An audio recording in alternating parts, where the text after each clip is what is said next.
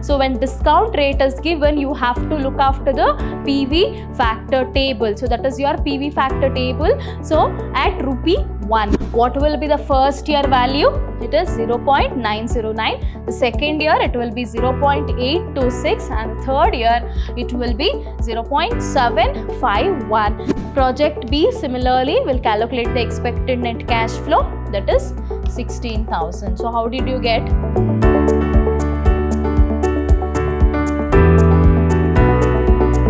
Hello everybody, I'm Divya, Assistant Professor from Department of Commerce and Management, lecturing Vidhyaashram First Grade College, MYSURU, the Temple of Excellence. I take this opportunity to welcome you all for the second session on your Chapter 2, that is risk analysis and capital budgeting. So in the last class, we have discussed about what is risk analysis, what are the problems that we have to calculate. There are different techniques, statistical techniques, and that we have discussed about probability. So in today's class, we'll be discussing about the problems on risk analysis and capital budgeting, that is single period NPV calculation, that is expected net present value calculation, and your multiple period net present value calculation, and we'll discuss what is variance, standard deviation, and the problems on that, and later we'll be discussing the problems on the coefficient of correlation. So before that, let us understand the terminology first. What is variance, what is standard deviation, and what is coefficient of variation. So moving forward, let us take a problem number 1. So in the last class, we have discussed about the probability technique. So under that, we have just calculated, assigned the probability, and we have just calculated the probabilities, and we have understood how to calculate the expected net cash flow. So in today's class, we'll be discussing how we'll calculate the expected net present value. So in that, we'll discuss which project is better, what is the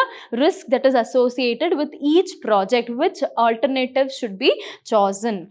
Moving forward, let us understand the questions carefully. Possible net cash flows of a project A and B at the end of first year. So only 1 year values are given, only 1 year's cash flows are given in the question.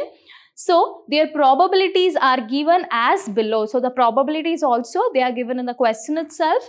Discount rate is 10%. So as I have told you, to calculate the net present value, expected net present value, so when discount rate is given, you have to look after the PV factor table. So that is your PV factor table. So at rupee 1. So if you see that 1 year, what is the percentage? 10%. So that will be around 0.909. So for second year, third year, it goes on. So it will be in your textbook, that is your IM Pandey textbook, whatever the FM textbooks you have as per the syllabus you have been given. So in the syllabus overview class also, I have told you about the books for references. So in that books for references, your PV factor table is available. So for 10%, it is how much? 0.909. So discount rate for both the project, initial investment is how much? 10,000 rupees. From the following information, calculate the expected net present value. Expected net present value for each project, and tell me that state which project is preferable. What is the risk that is associated with each project? Which project, if we choose, the risk will be lesser. Which project, if risk is more? So by solving the problem, we'll discuss. So they have asked to calculate the expected net present value. So how to calculate the expected net present value? The expected net cash flow into probability minus initial cost or investment. If we do that, we'll calculate the expected net present value. So this is the occurrence, possible event of 1 year. So number of years is not given. So it is a single period project. So they have given project A and project B. 2 projects are there, but the number of years is only 1 year. But the possible events they have given in the question. So what is the first step we have to follow? We have to calculate the expected net cash flows. What is the first step that we have to follow? We have to calculate the expected net cash flows. Expected net cash flow. So how do you get this expected net cash flows? When you multiply the cash flows with your probability, and if you add the total of that, the summation of that, you will get your expected net cash flow. I repeat, how do you calculate the expected net cash flow? So your net cash flow into probability assigned in the question, and the total of that will be your expected net cash flow. So that is the first step. Second step, what you have to do, you have to deduct the initial investments, initial cost, then whatever the answer you get will be your expected net present value. So let us look into the problem and discuss that. Project A, 8,000 probability. Project B, 24,000 probability, 0.10. B project, that is your possible event is B, 10,000, probability is 0.20. Cash flow for project B, 20,000 into your probability 0.10. So the occurrence of an event or the possible event is given for 1 year period. So we need to calculate net present value. Moving forward, so this is your solution. Project A and project B, as I have told you, what is the first step to follow? The first step is to follow the expected net cash flow. What we have to find out? Expected net cash flow we have to find out. So how to find out expected net cash flow? Your net cash flow into probability. So if you do that, the expected value you get, the summation of expected value is expected net cash flow. I repeat the point. So how do you calculate the expected value? Expected value is equal to net cash flow into your probability. Multiply the probability with the cash flow, you get the value. So the summation of that is what? Expected net cash flow. Similarly for project B, cash flow, probability, expected value. So your cash flow 24,000, 20,000, 16,000, 12,000 and 8,000. The probability is assigned in the question. So we are taking up the same probability. So multiply these two, you will get your expected value. The summation of this is what? 16,000. That is your expected net cash flow. So as I have told you, so how to calculate the expected net present value? Expected net present value is equal to expected net cash flow minus your initial investment into your discount factor, that is your PV factor at rupee 1. So for 1 year, 10%, it is 0.909. So as I have told you, for next, the net present value for project A is, as I have told you, the discount factor rate 0.909 into your expected net cash flow minus your initial investment. So where is initial? This is initial investment or cost. If you take up that, you will get your net present value. So what is the net present value? 908 rupees. Moving forward, similarly we are doing for project B. So how to calculate the net present value? So your expected net cash flow minus initial investment into your discount factor value. So discount factor value we are taking 0.90 only because it is 1 year. Discount factor rate at 10%, it is 0.909. So we are taking that. So the value will be 4,544. So this is the value that we got. So this is how we calculate the net present value. Moving forward, let us calculate the net present value for multiple periods. So this is single period, only 1 year, number of occurrence, top 2 projects were given. So we will take up the next problem, that is your multiple period. So when the multiple year, number of years is given, when your multiple period, how to calculate the net present value. Question, possibility for the net cash flow for 3 years of a project. A single project is given. So that is your project year 1, year 2 and year 3. So only one project and the number of years is given in the question. Cash flow 2,000, 4,000, 6,000 and 8,000. Probability for second year, cash flows are 2,000, 4,000, 6,000 and 8,000. Probability is given in the question. For year 3, cash flows are given, probability is given. Calculate the expected net cash flow. First, what you have to calculate? Expected net cash flows. First, you have to calculate the expected net cash flows. Also, calculate net present value of the project using expected cash flows using 10% discount rate. So, first they have asked to calculate what? They have asked to calculate the expected net cash flow. By using that, they have asked you to calculate the expected net present value when the discount rate is 10%. So, in the last case, there was only 1 year. The discount factor for 1 year 10%, it was 0.909. But here the number of years are different. For second year, the discount rate will be different. And for the third year, your discount rate or your PV factor will be different. So let's look into that. So year 1. So how do you calculate? The first step is what? The first step is to calculate your expected net cash flow. How do you calculate your expected net cash flow? Net cash flow into probability. You will get your expected value. The summation of the expected value, the total of all the years, it will be 6. The total of all the possible events will be 6,000 for year 1. For year 2, it will be 4,800, and for year 3, it will be 4,200. So, with the help of this, we will calculate the expected net present value. Moving forward, the present value of expected cash flow at 10%, as I have told you. So, this is the formula. Expected net cash flow of year 1, year 2 and year 3. So, this is discount factor. The K stands for what? Discount factor for 1 year, second year and third year. So, what will be the first year value? It is 0.909.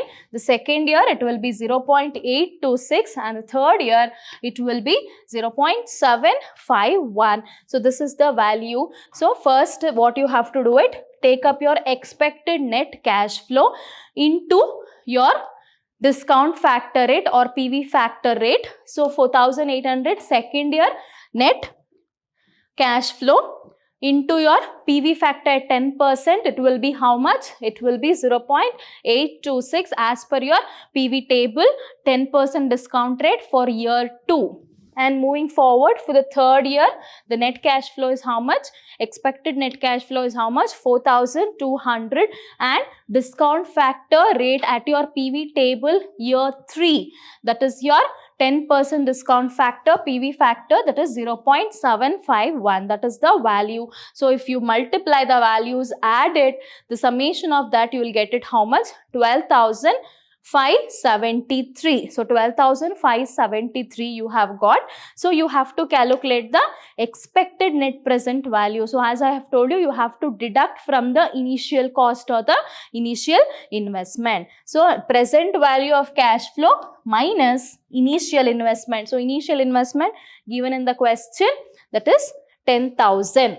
So, this 10,000 we are deducting here, and the value we get is how much? 2,573. So, that is your expected net present value. So, that's it. So, we have discussed the calculation of probability. How do you calculate the probability and calculate the expected net cash flow? By using the expected net cash flow, we have discussed how to calculate the expected net present value for the single period and for the multiple period. Moving forward, let us understand variance. So, in your probability techniques, so risk analysis techniques we have discussed.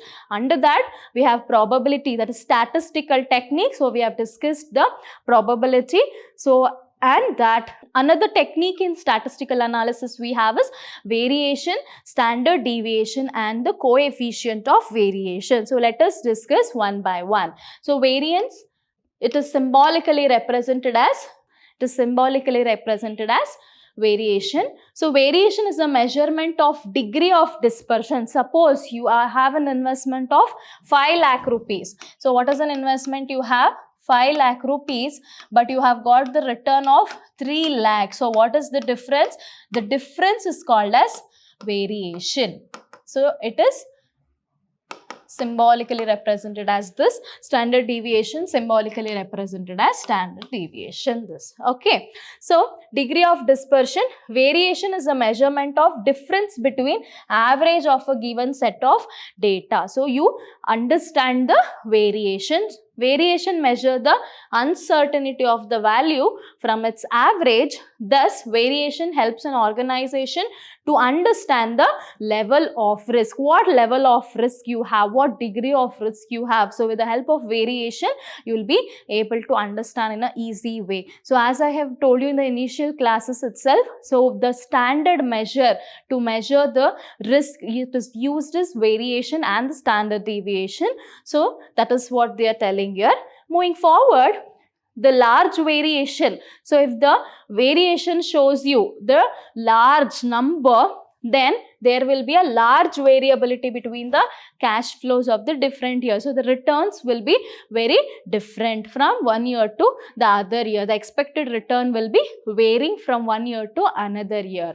So, this can happen in case where the project being undertaken is very innovative project and would require a certain time framework to market the product and enable to develop a customer base and generate the revenue. For newer products, we can expect the return as this. Moving forward, when you have a small variation with respect to the returns what the company get, then the cash flow would be somewhat stable. It is stable. The cash flow is coming to an organization in a stable way. Throughout the life of a project, this is possible in case of project which already have been established in a particular market. When sales is high, the product is known to the customer, so the returns will be of the cash flow, obviously it will be expected. So, variation will be small. When the variation is large, it indicates what? The return is not stable, unstable return. So, small variance indicates what? Stable return. Moving forward, standard deviation. Standard deviation is a degree of variation of individual item of a given set of data from a average. So, how do you calculate the standard deviation? Square root of variation is your standard deviation.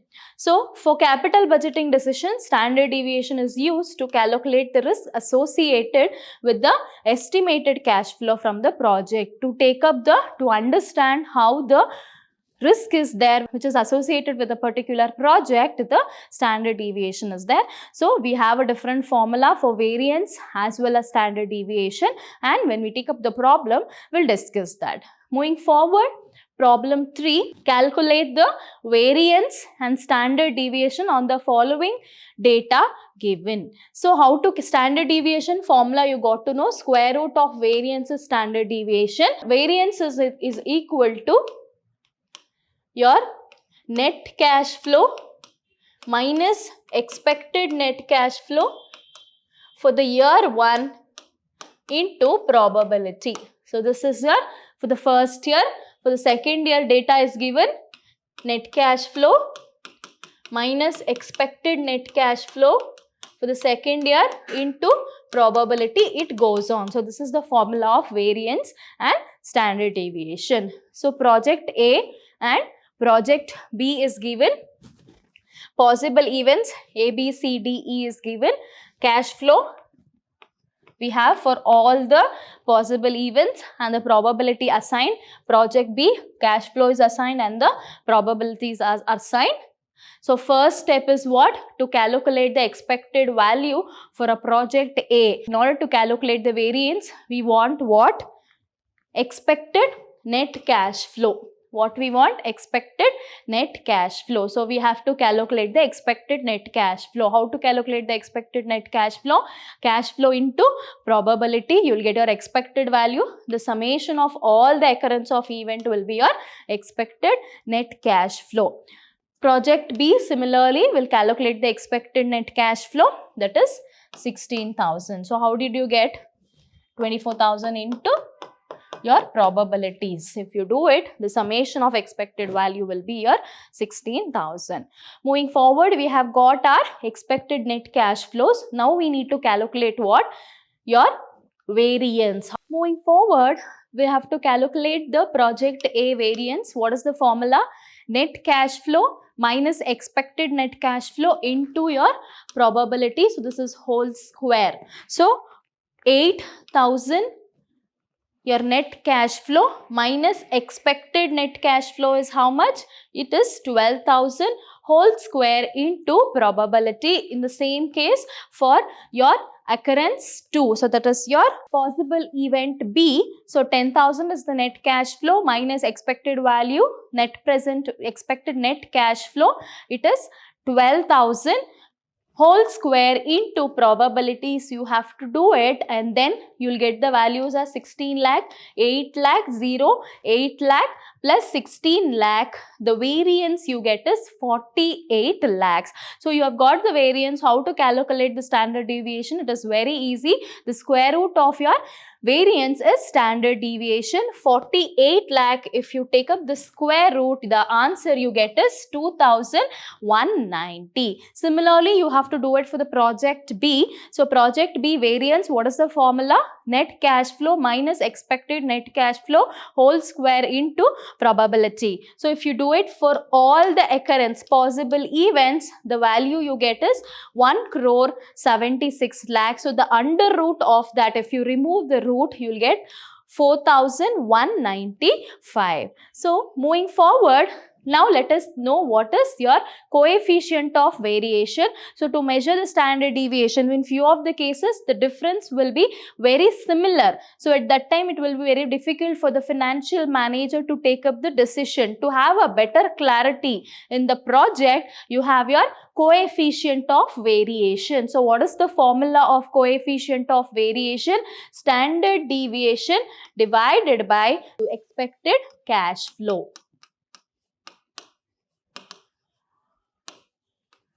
Standard deviation divided by expected cash flow, you get your answer. So let us take up the problem and discuss the coefficient of variation. Similarly, all the steps you have to follow. Probability you have to calculate. You have to calculate your expected net cash flow. With the help of expected net cash flow, you need to calculate the variance as well as standard deviation, because what is the formula given?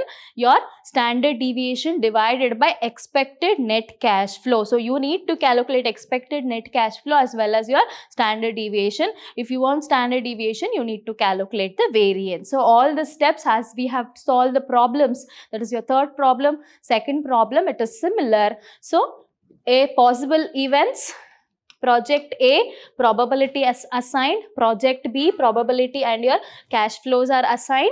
You have to calculate your expected net cash flows for both the project 14,000 and 18,000. So with the help of this, you need to calculate the variance. When you get the calculation of variance, standard deviation, you will get 2,190 and 4,195. So standard deviation is very similar now. So what you need to calculate? Coefficient of variation. So how do you calculate the coefficient of variation? Standard deviation divided by expected net cash flow. The answer you get is 0.1565 and for project B 0.2331. So the risk is very less here in case of project A, and project E risk is more. When risk is less, the value also will be less. When the risk is more, always the expected value also will be more. So they prefer project A since it is risk. You can say the risk is very less in case of project A. That's why the firm is seeking for project A. So in project A, as per rupee of cash flow, that is 0.10565, while in the project B it is 0.230. So project A is better than the project B. So that is what they like to say. So that's it for today. Hope the session was very interesting, fruitful. A smile is the biggest jewel you can wear. Keep smiling, people. Thank you.